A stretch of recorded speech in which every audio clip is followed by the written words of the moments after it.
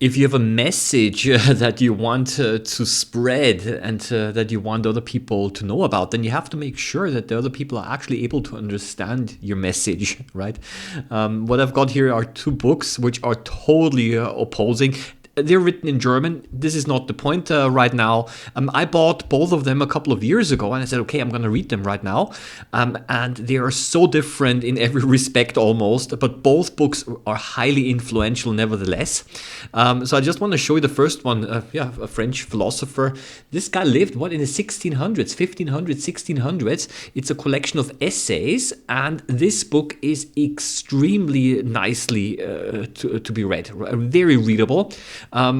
Actually, I'm a little bit surprised. I mean, I read this book and I'm surprised that even after so many hundred years after it's been written, it's still very current and very, very readable. So, it talks about all sorts of things, about friendship, about death, yes, about a variety of things. The essays are all self-contained, and I like it because it contains a little bit of humor, it contains anecdotes, examples, and so on, and kind of even though it's a philosopher, it doesn't read like a philosophy book so much, right?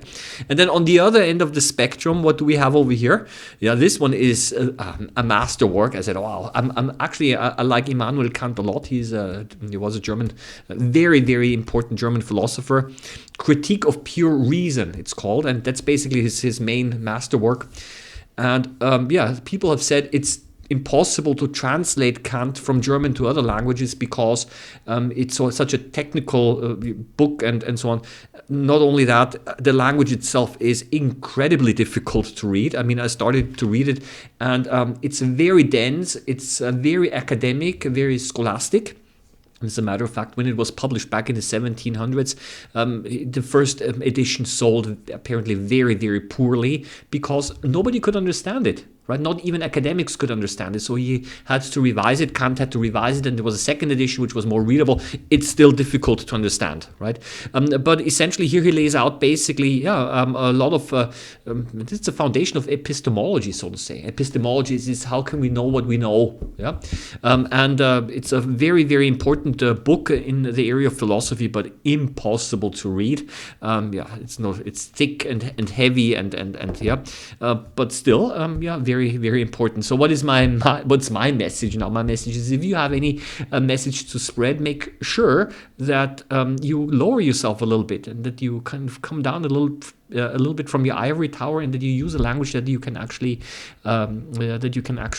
communicate with other people. And as a matter of fact, some people in the past, for example, a very famous Bertha von Suttner, she was a peace activist also back in the day, and she decided not to write a textbook, but she decided to write a novel, because he said this way she can reach more people. It was an anti-war book. It was called Lay Down Your Arms, and I've read that book as well, and I said, very interesting. And in this book she talks about 4 different wars, and it has a very critical attitude towards conflict and war.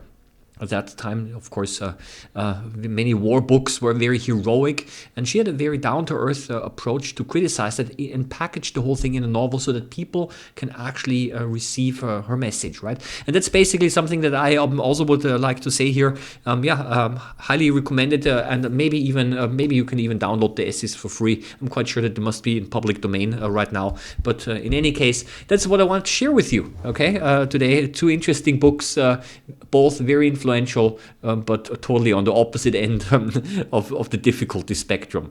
All the best. Bye-bye.